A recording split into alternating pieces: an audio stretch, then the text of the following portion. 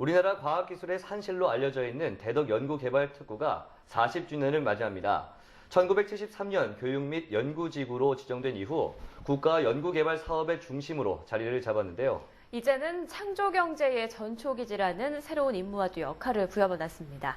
이번 시간에는 대덕특구의 어제와 오늘 그리고 내일에 대해서 서강대 이덕환 교수와 함께 알아보겠습니다. 교수님 안녕하십니까? 네, 안녕하세요. 네, 먼저 이 대덕연구개발특구가 무엇인지부터 좀 자세히 설명해 주시죠. 예, 그 대덕특구의 그 의미를 이해하기 위해서는 지금 40년 전 우리나라가 어떤 사정이었는가 좀 설명을 드려야 될 것 같습니다. 네. 40년 전 우리나라의 국민 1인당 소득은 60달러 수준이었습니다. 그러니까 요즘 뭐 하루에 1불 갖고 산다고 그러는 나라가 있는데 우리는 일주일에 1불을 갖고 살던 시절이었습니다. 60년대를 말씀하시는 거죠? 60년대 그 후반까지도 그랬습니다. 네. 그런데 그런 이제 그 정말 열악한 사정을 좀 획기적으로 좀 벗어나 보자 하는 시도로 1965년에 여기 서울의 홍릉에 연구단지를 처음 만들었습니다. 네. 키스트라는 기관이 처음으로 입주를 했고요.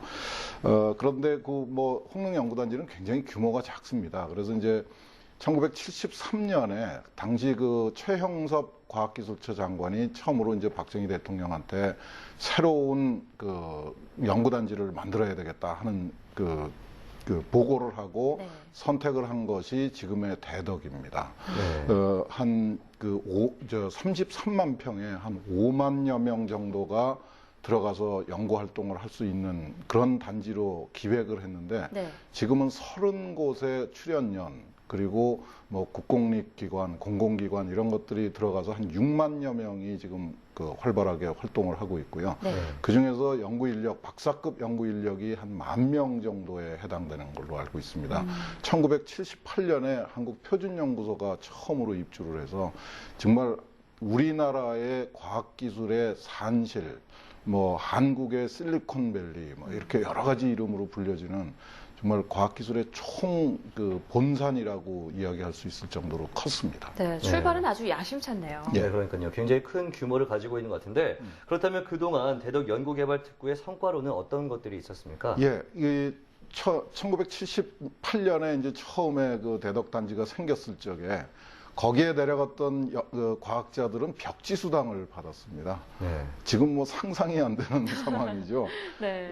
과학기술자들이 이렇게 국토의 개발에도 균형 개발에도 기여했다는 뜻입니다.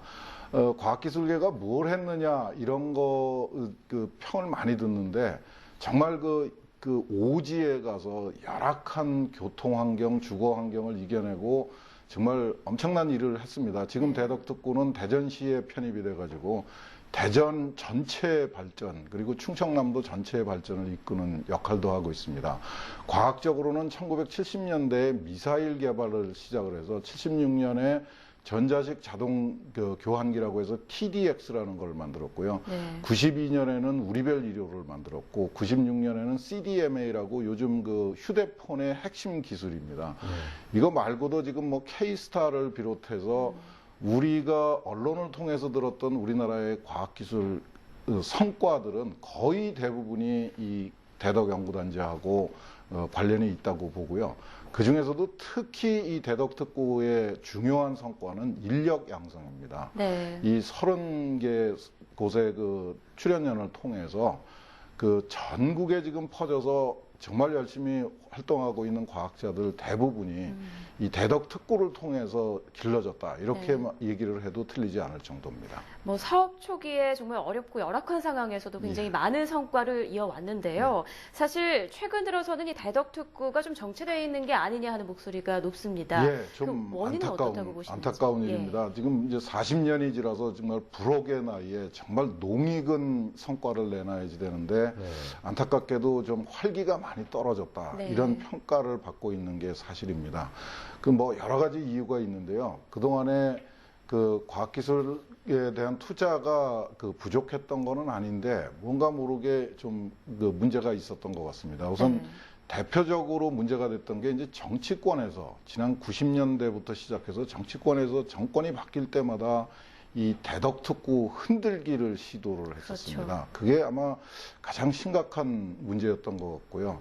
그 다음에 그 제도적으로도 좀 개선을 해야 될 부분이 있었던 것 같아요. 연구원들한테 연구 이외에 다른 부담이 굉장히 많이 주어졌고, 더 가장 심각한 거는 그 무슨 이유인지 잘 이해가 안 되는데 하여튼 인력 적체가 굉장히 심해졌습니다. 지금 네. 대덕에서 활동하고 있는 6만여 명의 그 연구원들 중에 상당수가 지금 비정규직으로 활동을 하고 있습니다. 그러니까 이제 그동안의 그 인력 양성의 산실로서의 역할이 상당히 위축되어 있는 형편이고요. 네. 이 제대로 그 인력 그 수급이 제대로 안 되고 있으니까 좀 활력이 없어져가는 그런 안타까운 모습을 좀 보이고 있습니다. 네, 대덕특구가 조금 더 힘을 내고 또 지원도 철저하게 좀 이루어져서 우리나라 과학기술 전진기지로서의 역할을 좀 다시 한번 멋지게 해내기를 기대해 봐야겠습니다. 예, 그래야죠. 네, 교수님 오늘 말씀 고맙습니다. 네.